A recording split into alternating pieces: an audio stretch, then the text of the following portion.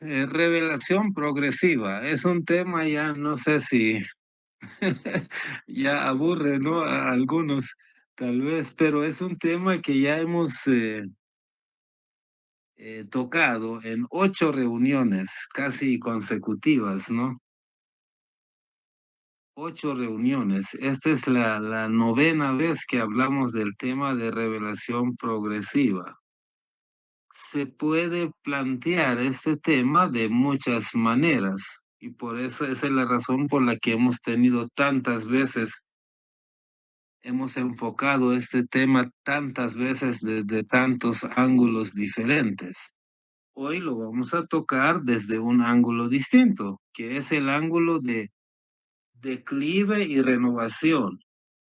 Precisamente por eso Dios se revela a la humanidad. Eso quiere decir que Dios envía maestros, mensajeros, profetas, enviados en general cada cierto tiempo, más o menos cada 600, cada 1000 años, cada 500, no sé, cada vez difiere, pero Dios constantemente envía guía.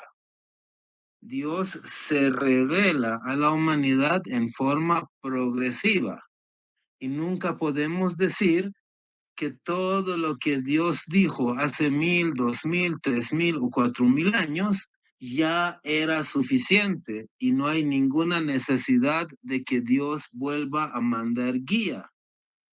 Lastimosamente, los seguidores de la mayoría de las religiones se aferran a su profeta, se aferran a su libro sagrado y lo consideran eterno y definitivo, cuando la revelación de Dios hasta la fecha no ha sido definitiva. Siempre ha venido otro y otro y otro y otro, y cada uno que ha venido ha traído un libro. El problema es que el judío cree que hasta Moisés ahí terminó. El cristiano cree que hasta Cristo ahí murió, ya no hay más. El musulmán cree que hasta Mahoma es el último, y así sucesivamente, ¿no? Pero nosotros los bahá'ís consideramos que no es así.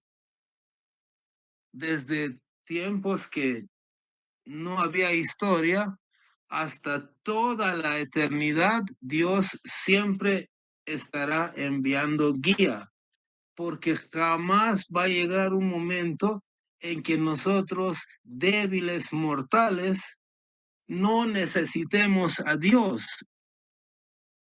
Es absurdo, totalmente absurdo. Así que vamos a tocar esta noche, vamos a tocar el tema desde el punto de vista de declive y la renovación. Sucede que la fe que emana de Dios, ¿no?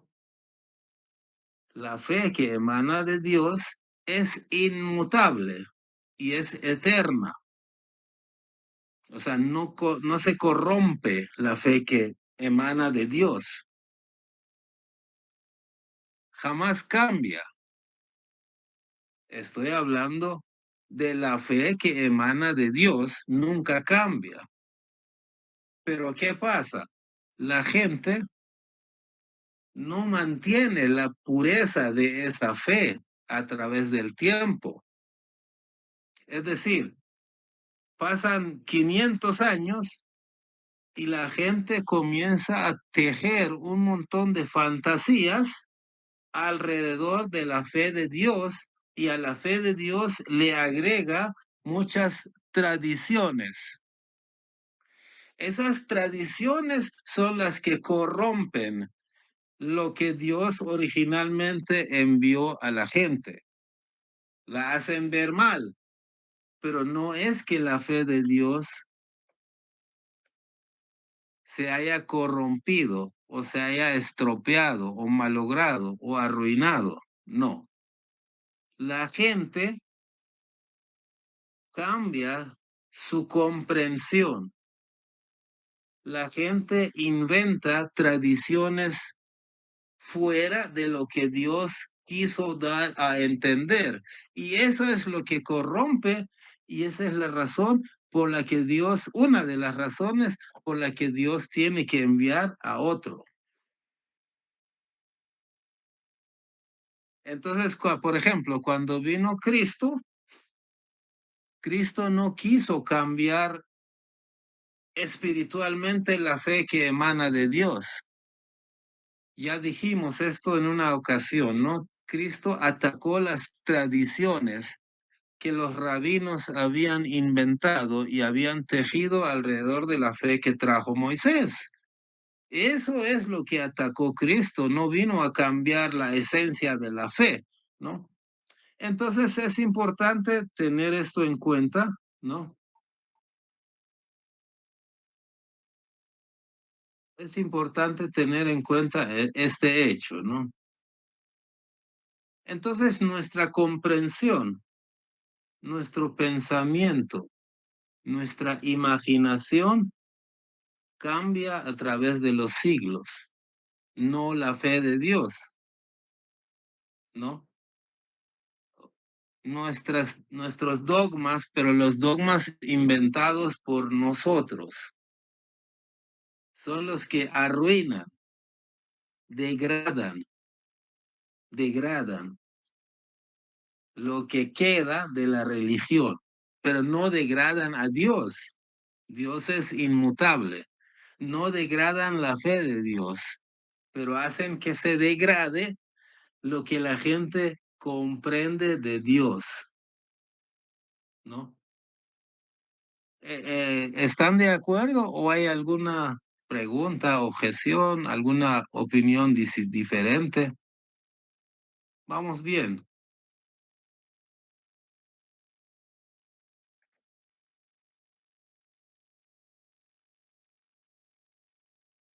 Ok. Entonces, vamos a ver.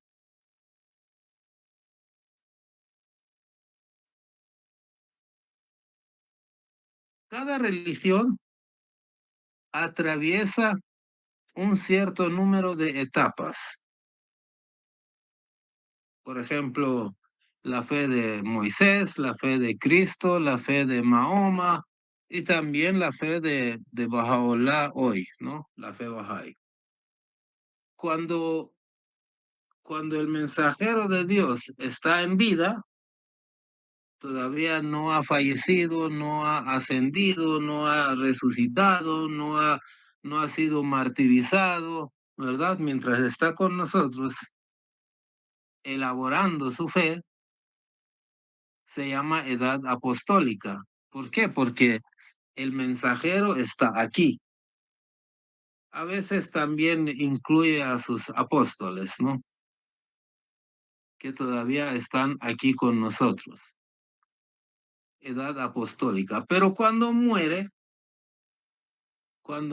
el mensajero, cuando asciende al cielo, ya no está con nosotros, sus seguidores, o sea, todavía no hay mucho, ¿no? No hay nada casi. Entonces sus seguidores, a través de sus enseñanzas, continúan el legado y a eso se le llama edad formativa.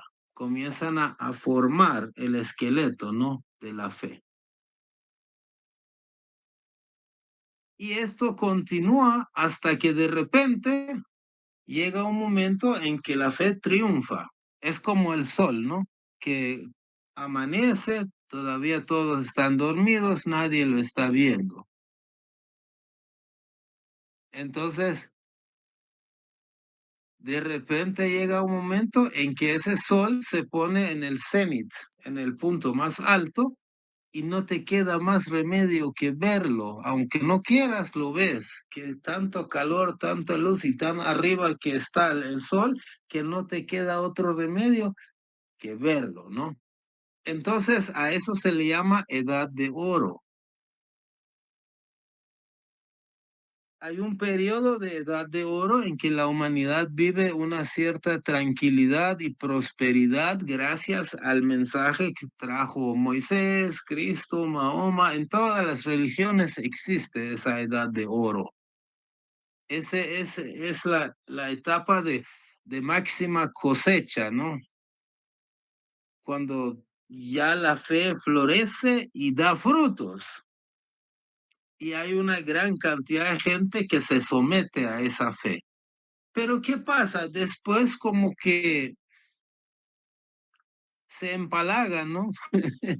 La gente comienza a olvidarse de la esencia de la fe y comienza a inventar un montón de fantasías y vanas imaginaciones y comienza a crear muchas tradiciones alrededor de la fe de Dios. Entonces hay un declive, hay un decaimiento, ¿no? Y después de ese decaimiento es lógico, es obvio que Dios no se va a quedar con los brazos cruzados.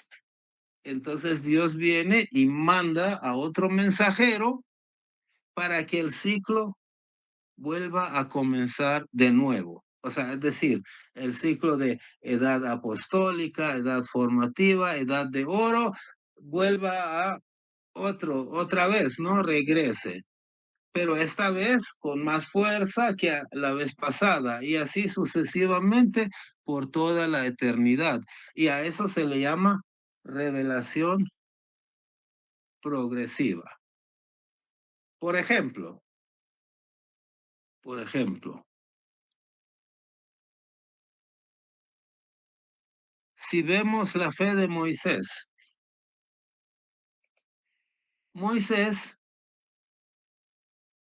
más o menos vino cuando hace unos 14 siglos antes de Cristo. O sea, hace como 3.400 años, ¿no? Entonces, cuando vino Moisés, el mundo estaba en declive. La gente creía en varios dioses. Había pocos que creían en un solo Dios, ¿no? Y él vino en Egipto, que en ese momento estaba atravesando la peor etapa de su historia reciente, ¿no? Pero ¿qué pasó con la fe de Moisés? Enseñó su fe a unos israelitas y se llegaron a llamar judíos, se viajaron y se fueron a Israel, o sea, de Egipto se fueron a Israel, a su tierra prometida, y comienzan a vivir mejor. Ahora no es que vamos a contar toda esa historia, pero por ejemplo, en el siglo X antes de Cristo ya estaban bastante bien y numerosos y mucho más prósperos después de haber sido esclavos en Egipto y después no solo esclavos, sino que corruptos y malos y decadentes, ¿no? Ya en el siglo X antes de Cristo, en el siglo 8 antes de Cristo, en el siglo 7 antes de Cristo, más o menos, ya estaban viviendo una cierta prosperidad, lo que llaman la edad de oro. Yo creo que más o menos entre siglo 10 y antes de Cristo, 10 9 8 por ahí más o menos, ¿no? Tal como aparece en esa gráfica. Pero, pero ya en el siglo 6 7 antes de Cristo, ya estaban en decadencia. O sea, no estaban en decadencia cuando vino Cristo, sino que mucho antes, ¿no? 600, 700 años antes de Cristo ya cayeron en decadencia. Entonces, ¿qué pasó ahí? ¿Quién sabe qué pasó? ¿Vino alguien? Tenía que mandar a alguien Dios, ¿no? Cristo vino mucho después. Mahoma vino muchísimo después. Entonces, ¿a quién mandó Dios cuando los judíos cayeron en decadencia? Pues ahí está, ¿no? Ahí está. Ahí por donde hoy es Nepal, ¿no? por la India, por ahí, por el monte Everest. Ahí en el mapa lo pueden buscar. Más o menos por ahí, Dios mandó a otro mensajero que se llama Buda, ¿no? Todo el mundo ha escuchado su nombre. Aquí en el mundo cristiano, muy pocos le dan crédito, ¿no? De que Buda haya sido un personaje seriamente de Dios y monoteísta y qué sé yo, ¿no? Pero sí, Buda fue un mensajero de Dios que apareció por ahí, por donde hoy es Nepal, y que trajo enseñanzas que trajeron prosperidad y progreso a la humanidad alrededor de él, ¿no?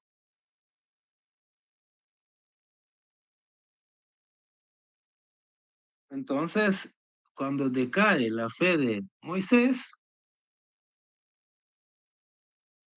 viene Buda, pero ¿qué pasó? Pues a Buda no le hicieron caso, los judíos no le hicieron caso a Buda. Y Buda tuvo su apogeo en otra parte, tal vez a unos 1.000, 2.000 kilómetros de ahí, algo lejos, pero no tan lejos como para que no sepan de él, ¿no? Pero vamos a ver otro ejemplo, el ejemplo de Cristo. Pues aquí Cristo vino en el año, en los primeros años del calendario cristiano, ¿no? En el siglo I del cristianismo aparece Cristo. En el siglo I, II, en el siglo III y IV tuvo su auge, ¿no? Por ahí, por los años a finales del tercer siglo, es decir, 280 después de Cristo, 290, 300, 325, 380, más o menos ese periodo tuvo su edad de oro, su cenit del cristianismo, que incluso Constantino se hizo cristiano y declararon la fe de Cristo como religión de Estado y comenzaron a dominar el mundo y comenzaron a dominar Europa. Pero ¿qué pasa? Si ustedes busquen cuando puedan la edad ¿cómo se llama? La Edad Media, que también lo llaman la Edad Oscura. ¿Cuándo comenzó la Edad Oscura? En el siglo IV, V, por ahí, sí, después de Cristo, comienza a decaer el cristianismo en la Edad Media, en la Edad Oscura. Dicen que más o menos desde el siglo V después de Cristo en adelante se llama la Edad Media o la Edad Oscura. En otras palabras, en el siglo V después de Cristo comienza a decaer el declive de la fe cristiana. Entonces, ¿qué sucedió en el siglo VII después de Cristo? ¿Qué pasó? ¿Ah? ¿Qué sucedió? Ahí está. En el siglo VII después de Cristo, es decir, en los años 610, 20 después de Cristo, ¿no? Aparece Mahoma y trae otro sistema, otra fe, otra religión. Es decir, lo que Cristo había traído, ama a tu prójimo como a ti mismo y progreso, prosperidad, bondad, amor y todo, justicia y todo eso, había decaído en Europa. Había odio, división, maldad, tanta cosa que más adelante vamos a mencionar, pero viene Dios y envía a otro mensajero. Entonces, como ustedes están viendo, la fe igual, la fe que trajo Cristo fue formándose poco a poco hasta llegar a su cenit y después comenzó a decaer. Pero cuando decae, Dios no se queda con los brazos cruzados. Dios manda a otro mensajero. Una fe cuya consigna principal era el amor, pues ya no tenía, o sea, no es que la fe de Cristo se haya corrompido, no es que la palabra de Cristo haya decaído o haya sufrido declive, no es así, pero la comprensión de sus seguidores o la forma en que sus supuestos seguidores aplicaban la fe traída por Cristo, ya estaba decaído, estaba en declive, estaba en crisis, ¿no? Ya no, y se había corrompido, no era la misma, ¿no? La misma fe que había traído Cristo, pero no porque la fe se arruinó, sino porque ellos lo comenzaron a aplicar de una manera muy diferente. Entonces, esta es la historia de, del decaimiento, ¿no? Ahora, específicamente como aquí en El Salvador, en América Latina, ¿no? En general, en Guatemala, en Perú, Ecuador, la gente, la mayoría es cristiana, entonces vamos a enfocar un poquito más el cristianismo, ¿no? Pero no porque sea más importante o menos importante, ¿no? Es tan importante el cristianismo aquí como el islam en el otro lado del mundo o el budismo en otras partes del mundo, ¿no? Más o menos la historia del declive, de la degradación cristiana, pues comienza desde los primeros años, ¿no? En el primer siglo, más que declive, la fe estaba en progreso, en formación, aunque surgían algunas diferencias entre los cristianos, pero en general podemos decir que la fe cristiana estaba en formación, en crecimiento. En el siglo IV, en el año 300 y algo, hay un concilio de Nicea en el cual definen un montón de aspectos teológicos que si bien ayudan a establecer la fe de Cristo como una religión oficial, pero también comienzan a crear tradiciones hechas por seres humanos dentro de la fe de Cristo. Es decir, comienzan a a introducir a la fe de Cristo sus propias, el producto de su propia imaginación, ¿no? Por ejemplo, el concepto de la Trinidad, ¿no? Surge desde ahí, ¿no? Es un concepto que en la Biblia no es así, tal cual los cristianos creen en este momento. Es decir, la palabra Trinidad no aparece en la Biblia. Es el producto de la interpretación de los cristianos, la palabra Trinidad, por ejemplo, ¿no? Pero hay muchos aspectos teológicos que en el concilio de Nicea, en el 325 después de Cristo, es decir, en el siglo IV, comienzan a aparecer, pero todavía íbamos bien, ¿no?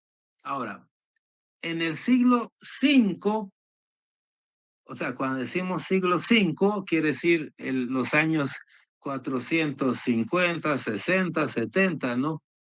Antes del año 500, ¿no? Ese es el siglo V, desde el 401 hasta 500, ¿no? En el siglo V ya comienza a decaer la fe cristiana. Y como la bastión del cristianismo era Europa, Europa también comienza a decaer. Comienza la Edad Media. que también lo llaman Edad Oscura. Busquen ahí en internet la Edad Media, está entre del siglo V cristiano en adelante.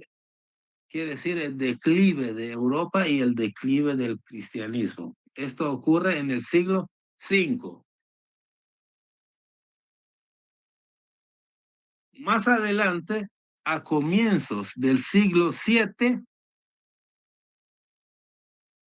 o sea, después del declive del cristianismo, en el año 610, más o menos, Dios manda a su siguiente enviado, Mahoma,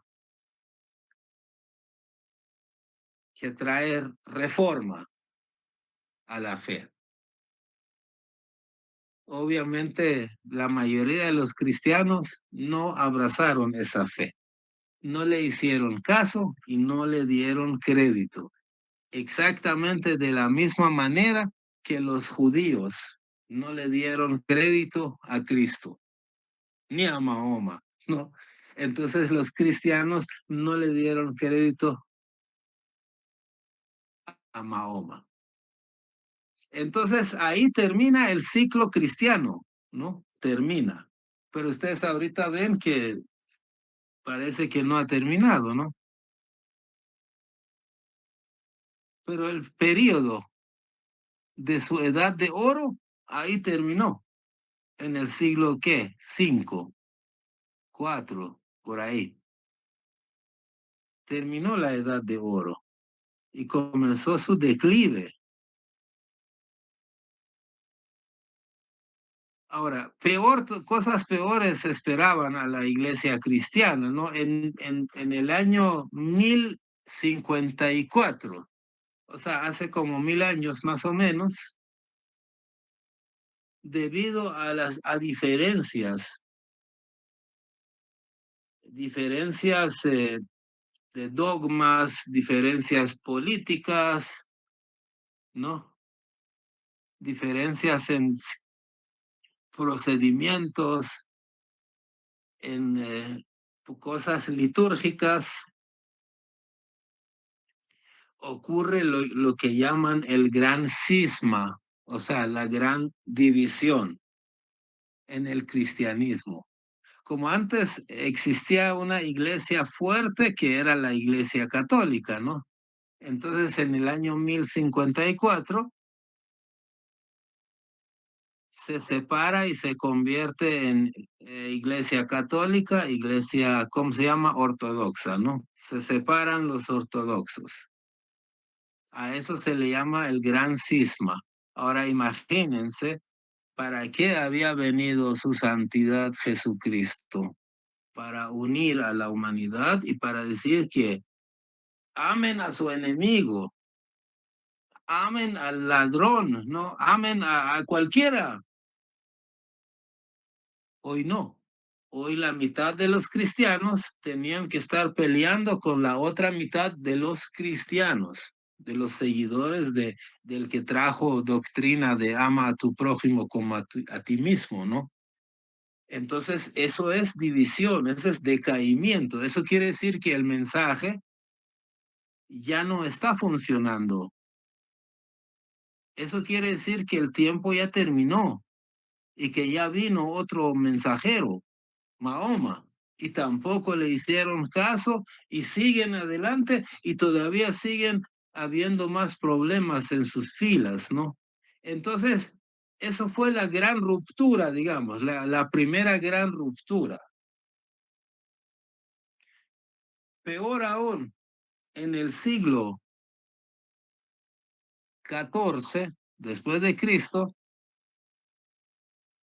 o sea, mucho después de que Mahoma ya había venido a traer nuevo mensaje que ellos no le habían dado crédito, en el siglo XIV hay otra gran división que se llama la Reforma Protestante de Martín Lutero.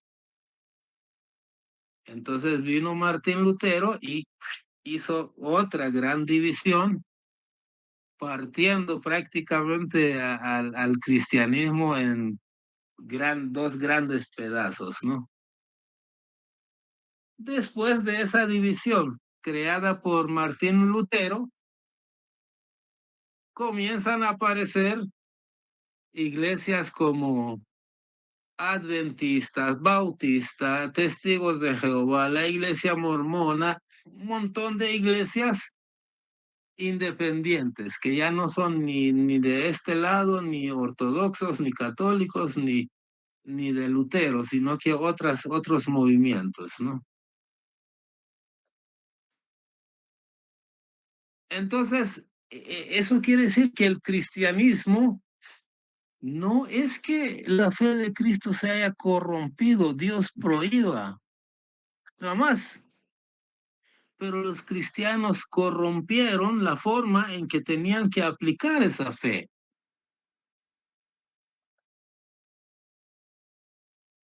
¿O ustedes creen que ahorita los cristianos están aplicando la fe de Cristo tal cual? Él trajo. Amaos unos a los otros, pero si ni entre los mismos cristianos amaos unos a los otros funcionó. Hace unos siglos en Europa, 1 millón de personas, 1 millón de personas se mataron entre quienes,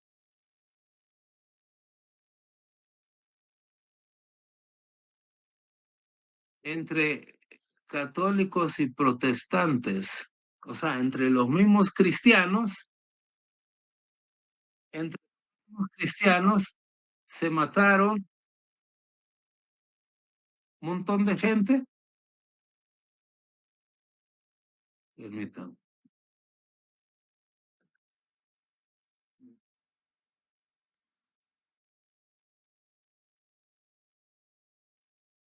siendo seguidores de uno que había venido a unir a la humanidad.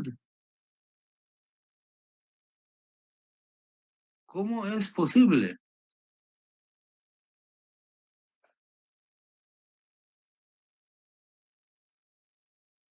Permítanme, algunos, ahí está.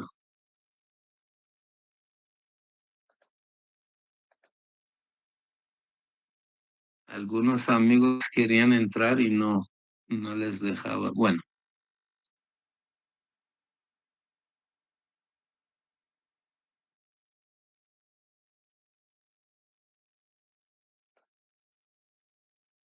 otro ejemplo. En el año, por ejemplo, en el año 1838, fíjense bien, llegan unos misioneros cristianos de Estados Unidos a Hawái, esa isla allá en el océano, ¿no? En el lugar más lejano del océano.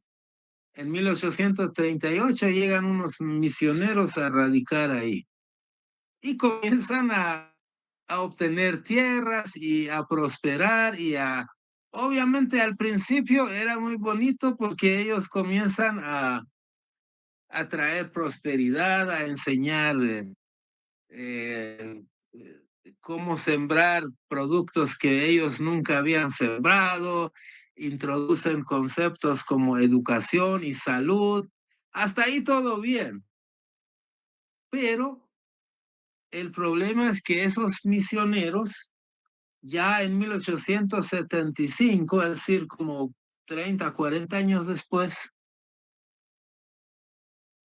ya eran el 80% de la población de ahí. O sea, ya dominaban Hawái. Y en 1898, o sea, 60 años después, Estados Unidos anexa Hawái a su territorio, ¿no? Es decir, los misioneros cristianos llegaron para difundir la fe de Cristo en Hawái y en 60 años después conquistan Hawái y lo anexan a los Estados Unidos, ¿no?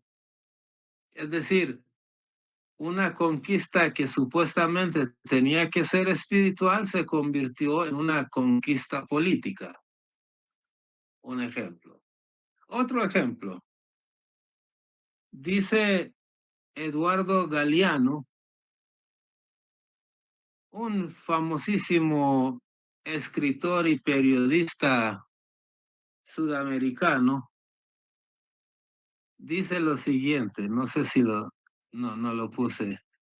Bueno, lo voy a leer yo. Dice, hablando de los misioneros cristianos, dice lo siguiente.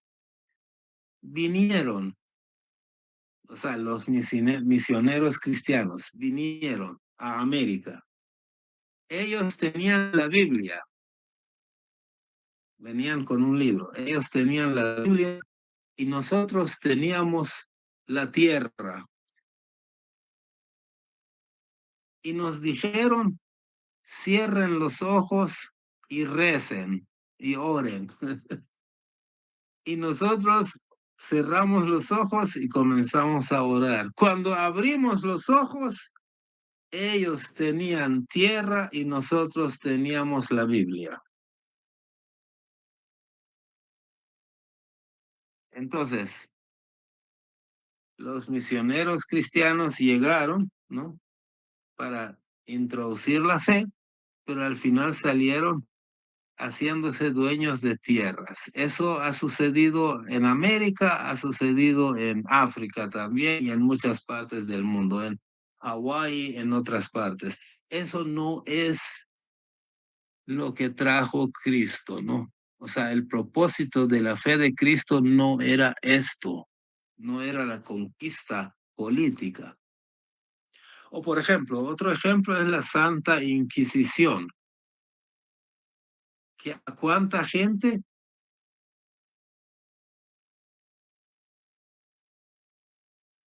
apedrearon o metieron a la hoguera por el hecho de que decía algo en contra de la fe, ¿no?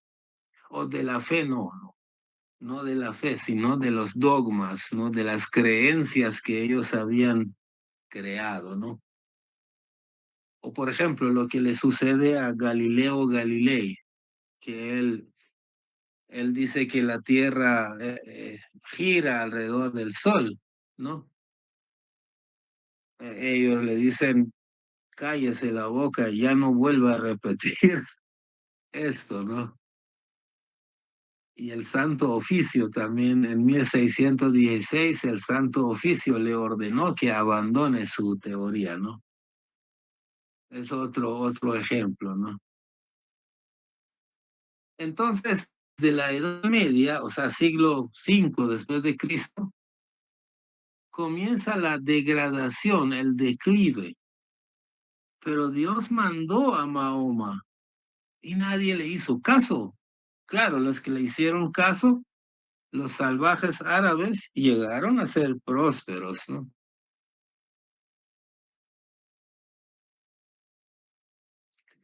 Pero en el cristianismo se acabó la unidad hace mucho tiempo. ¿Y saben cuántos grupos cristianos hay actualmente? Bueno, yo no sé, ¿no? Pero el otro día buscando, vi como que en el 2022 habían estimado en 45,000 sectas cristianas, ¿no?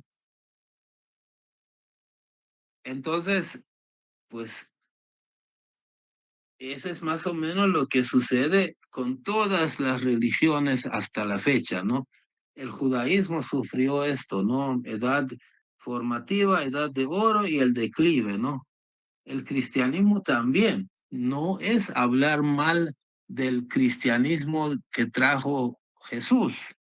No es hablar mal de Moisés. No. Ellos son personas santas que han traído la verdad. Pero ¿qué pasa? Sus seguidores alrededor de esa verdad han tejido miles de tradiciones que sí son una gran mentira, una gran falsedad.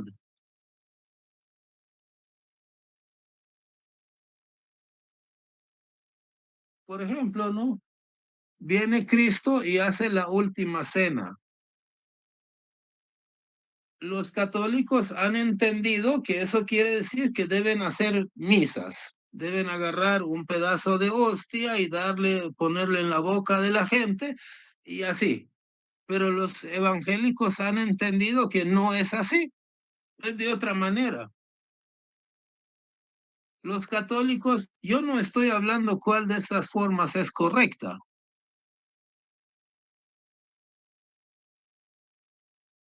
Simplemente hay diferencias. Unos dicen que la Virgen María es intermediaria, ¿no? Ante Dios. Otros dicen que no. Y son cristianos, tanto los que dicen que sí y los que dicen que no. Unos tienen imágenes, otros dicen que eso es idolatría. Y el otro dice que no, el otro dice que sí, ¿no? Ahora, hay diferencias, hay división entre los seguidores de Cristo, no hay unidad. O sea, hubo unidad, hubo amor, hubo armonía, hubo bienestar, hubo progreso, prosperidad allá en el siglo 3, 4. Pero después del siglo 5 comenzó a decaer y por eso Dios mandó a Mahoma. Pero hasta el día de hoy, lo que ha quedado del cristianismo no quiere rendirse, no quiere dar el brazo a torcer. Entonces, de la misma manera, también el Islam de Mahoma tiene su ciclo. ¿Cómo? Aquí estamos viendo, la fe de Mahoma aparece por ahí por el año 610 después de Cristo, más o menos, ¿no? O sea, en el siglo 7 de la era cristiana, ¿no? Hablamos de la era cristiana porque aquí el calendario es cristiano, no porque sea el más importante. Si estuviéramos en China, esos numeritos fueran diferentes, ¿no? Pero como estamos aquí en El Salvador, en América Latina, y se maneja el calendario gregoriano, por eso los años los he puesto de acuerdo al calendario gregoriano. Entonces, Mahoma aparece en el siglo 7 después de Cristo. En poco tiempo tuvo su apogeo, su auge, su cenit,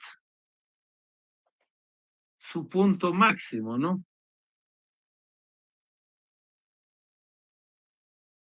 Más o menos en el siglo 8, 9, 10, 12, 13, después de Cristo, tuvo auge.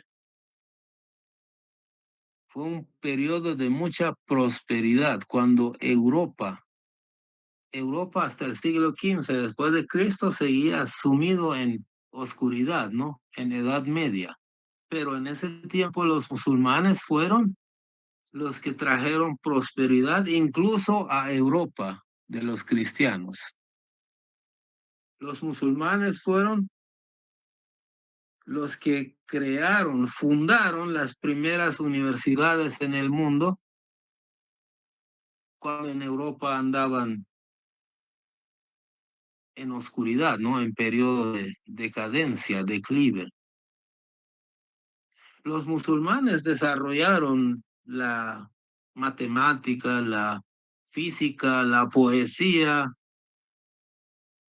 Ellos inventaron una ciencia nueva que se llamaba alquimia, hoy se llama química, ¿no? Esta ciencia no existía y gracias a los descubrimientos de ellos llegó a existir la química, ¿no? La medicina, todavía hasta hace poco, se estudiaban los libros escritos por esos científicos de antaño de la cultura musulmana en las universidades. O sea que llegó a tener un periodo de cenit, ¿no? Edad de oro. Pero ¿qué pasó en el siglo XIX? Están viendo ahí al lado derecho, ¿no? En el siglo XIX, en el siglo XIX, en Irán, de donde soy yo, ¿no? Irán era un país casi totalmente musulmán de la secta chiita.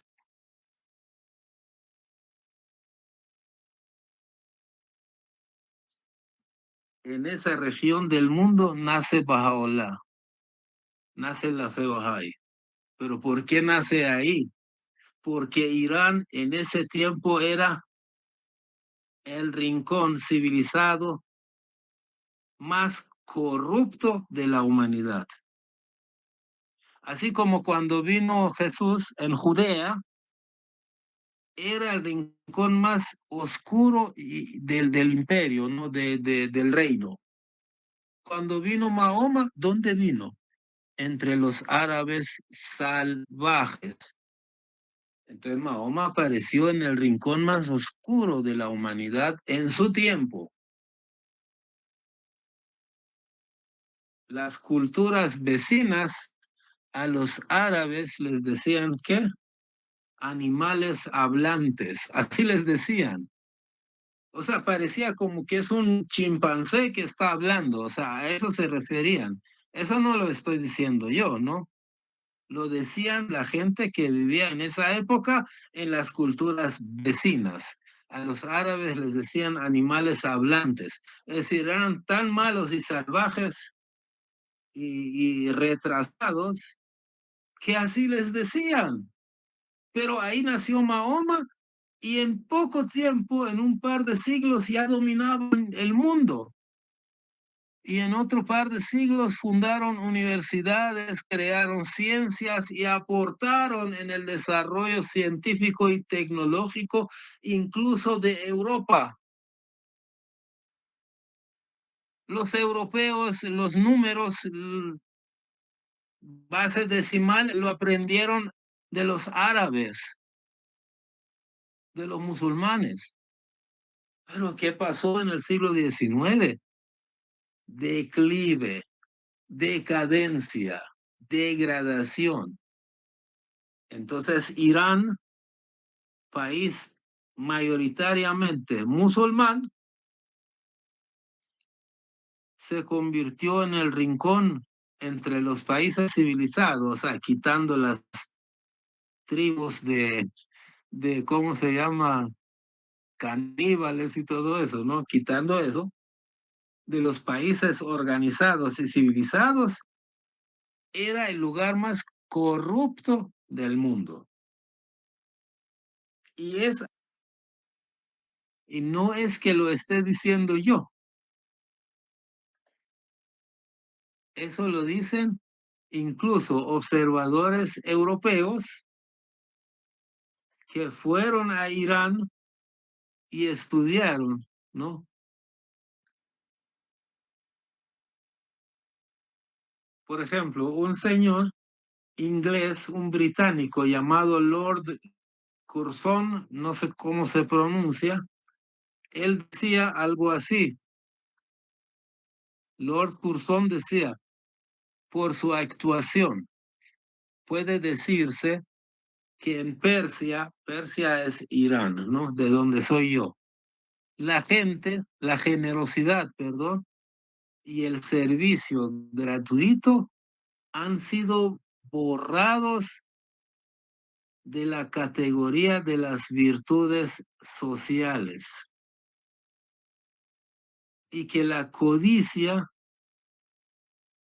ha sido ascendida al principio rector de la conducta humana. Esta es, digamos, una de las tantas cosas que decía, porque cuando llegó Lord Curzon a Persia, vio que, por ejemplo, si este era rey, el rey ponía de ministro al que lo halagara más o al que le diera mayores sobornos, y el ministro ponía de viceministro o de qué sé yo, daba diferentes cargos a quien le daba los mayores sobornos.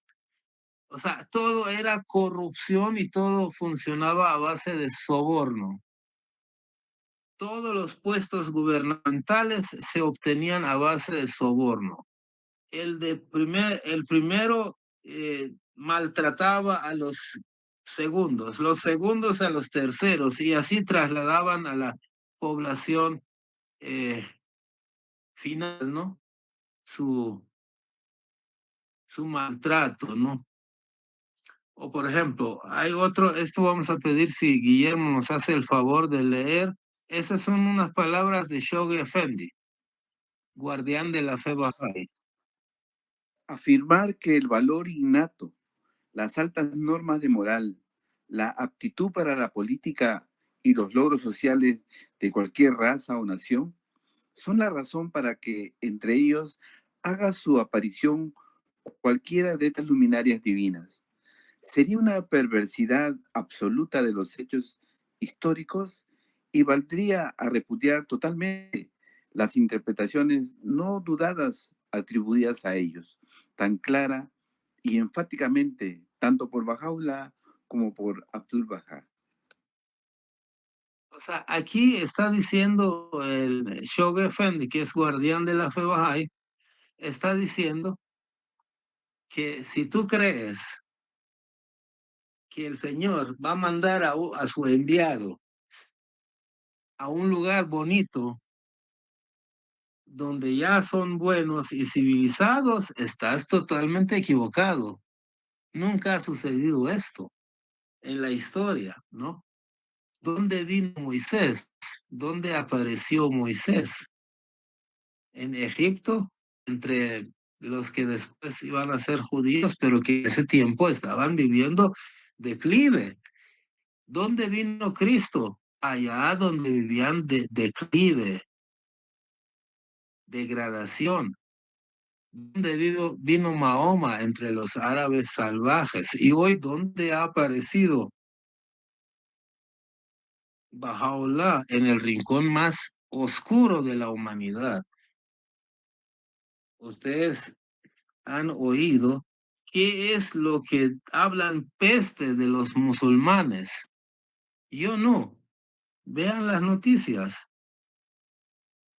Donde hay un musulmán, lo relacionan con armas, con terrorismo, con fanatismo, con bombas. Han decaído. Y esos no son los musulmanes que en el siglo X, XI, XII dominaban el mundo. Hoy dan lástima. Es así. No quiere decir que Mahoma da lástima. No, no se equivoquen. Mahoma hizo un milagro con los árabes, pero hoy ya pasó mucho tiempo, hay declive. Una fe no es eterna, porque nosotros no somos capaces de mantener un sistema por más de 500, 600, 700 años y decae, llega su declive.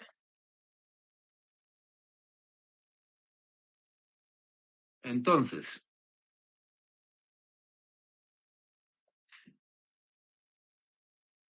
ahora, según la fe Bahá'í, ha habido 9 mensajeros de Dios que han fundado cada uno una religión.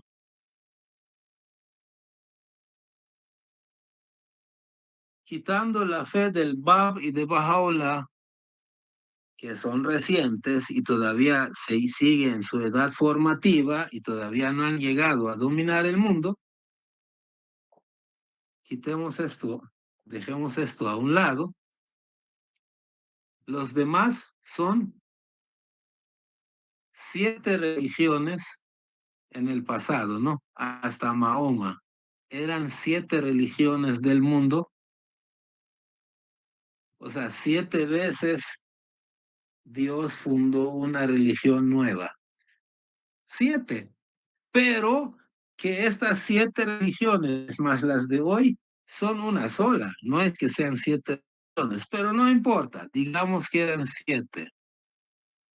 Esas 7 religiones están siendo administradas de 100,000 maneras diferentes, contradictorias entre sí.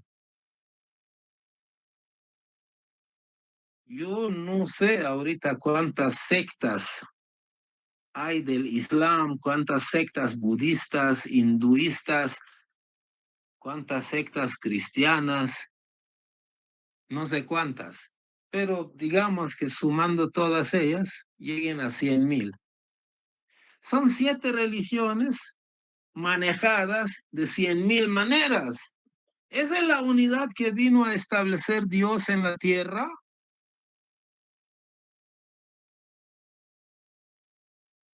No, ¿verdad? Es más o menos lo que sucede es que cuando la fe, ¿no? La fe cristiana, por ejemplo, iba bien hasta que decayó, entonces comienza la lucha por el poder, entonces comienza a salir el ortodoxo, el protestante, testigo de Jehová, etcétera, ¿no? Comienzan a aparecer diferentes, diferentes grupos de gente que reclaman que todo el pastel es de ellos. Pero eso es cuando ya decae. La división comienza cuando decae la fe, ¿no? Entonces aparecen sectas y el desorden, ¿no? Es un gran desorden porque no nadie sabe quién maneja, quién domina, quién manda, quién es la voz autorizada. Eso quiere decir que si Dios mandó una religión que se llamaba sabeanismo, hinduismo, zoroastrismo, judaísmo, budismo, cristianismo, islam. Para comenzar, son ahí 7 religiones y no son 7, son una sola religión con diferentes mensajeros en diferentes épocas que han traído mensajes nuevo y nuevo y nuevo y más nuevo y más nuevo para la misma humanidad. Pero digamos que nosotros, la humanidad, hemos mantenido la separación entre estas religiones. Pero bueno, son 7. ¿Y por qué están siendo administradas esas religiones de 100,000 maneras diferentes?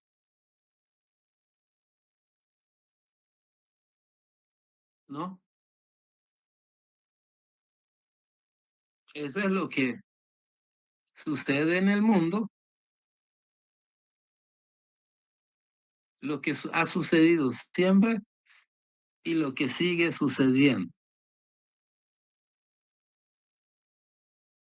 Entonces, en resumen, cada vez que Dios manda una nueva fe o renueva la misma fe, está ejerciendo la revelación progresiva, ¿no? Es decir, Dios se revela a la humanidad, pero suelta un poco más de conocimiento que la vez pasada. En las verdades que ya existían las explica más. Y en las condiciones del mundo que han cambiado, emite nuevas leyes para que se adapten a las condiciones nuevas. A eso se le llama revelación progresiva. Pero ¿qué pasa? Los creyentes en Moisés ahí quedaron. Y para ellos Moisés es lo último que Dios mandó. Y que el Mesías viniera cuando viniera, ya vinieron varios Mesías y no, no los reconocieron, ¿no? Pero viniera cuando viniera, el Mesías iba a venir bajo la fe de Moisés, no como alguien más grande que él. Es decir, Moisés habló con Dios. Nadie más habló con Dios.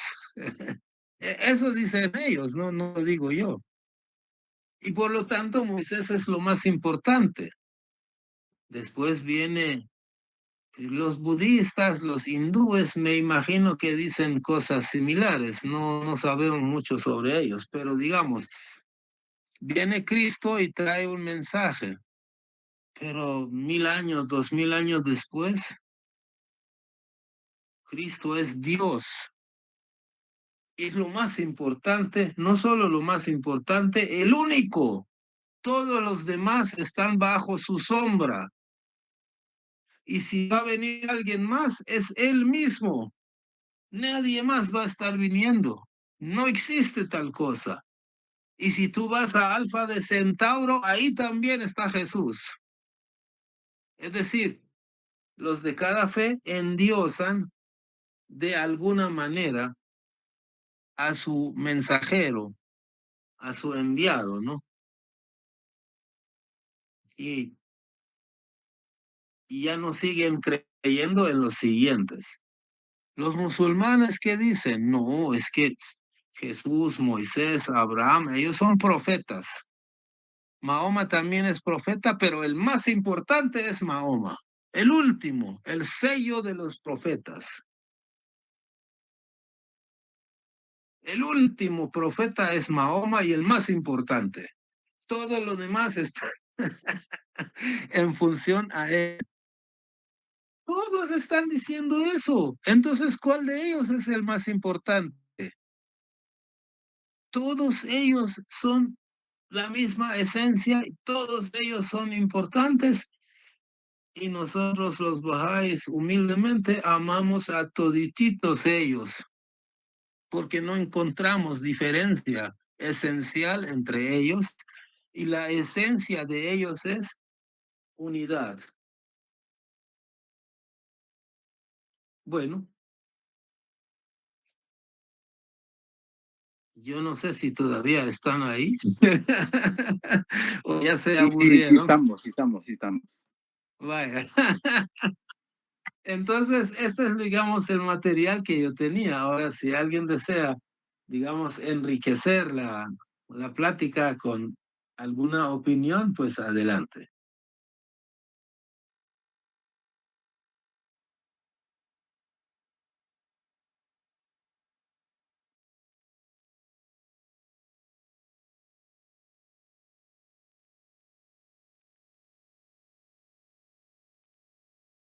Por favor, hagan cola.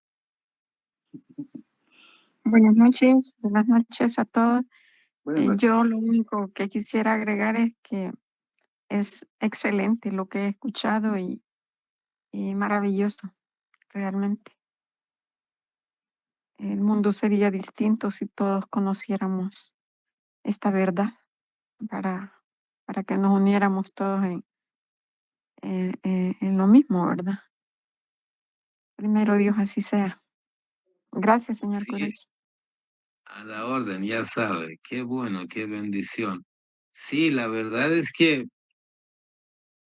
nosotros somos los que tergiversamos el mensaje, ¿no? Pronto vamos a tener un tema acerca de lo que tú estás viendo actualmente de la fe judía, de la fe cristiana o de la fe musulmana. ¿Qué porcentaje de eso es lo que trajeron los fundadores de esa fe? ¿Y qué porcentaje son productos de vana imaginación de sus seguidores?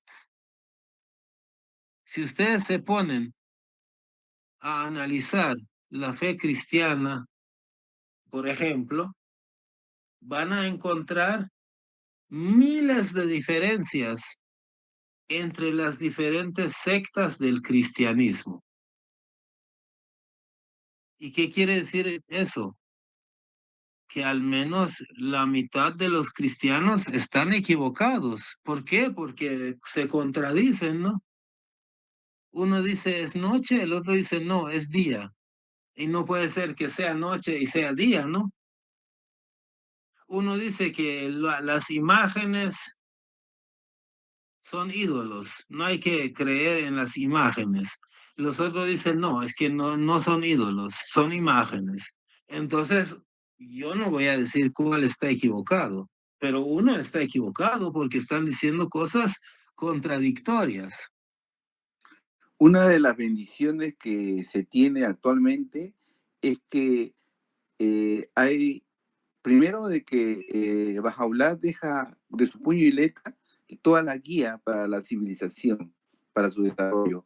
Y otra de que deja a Abdul Bahá, su hijo, como el único intérprete de sus enseñanzas. Entonces así no hay cada uno piensa lo que cree según su mentalidad y forma también su grupito, ¿no? Y así a la vez, Abdul Bahá deja a su nieto Shoghi Effendi y a su vez a la Casa Universal de Justicia, ¿no? Entonces hay una sola línea, un solo pensamiento, una sola guía. Gracias. Sí, gracias, Guillermo. Sí, es interesante, ¿no? Ya hemos tratado este punto y primeramente Dios en el futuro volvamos a tocar este tema de la división de una fe en sectas, ¿no? ¿Por qué una fe se divide en sectas?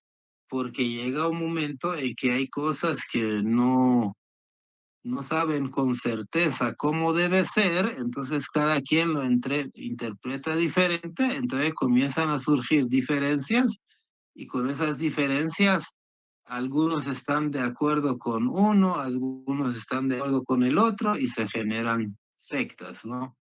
Entonces la fe Bahá'í no ha permitido que existan esas sectas porque ha dejado una línea de sucesión, ¿no? Para que los Bahá'ís sepamos a quién seguir después de que falleció Bahá'u'lláh. Bueno, ¿otra opinión?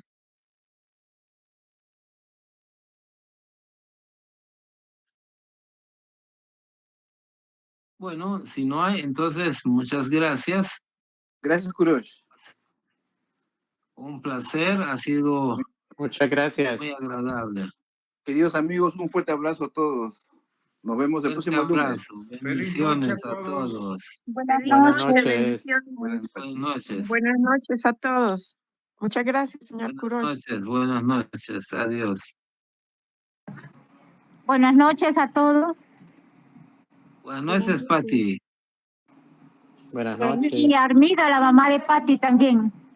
Oh, Armida, qué bueno, sí, sí, está bien. Okay.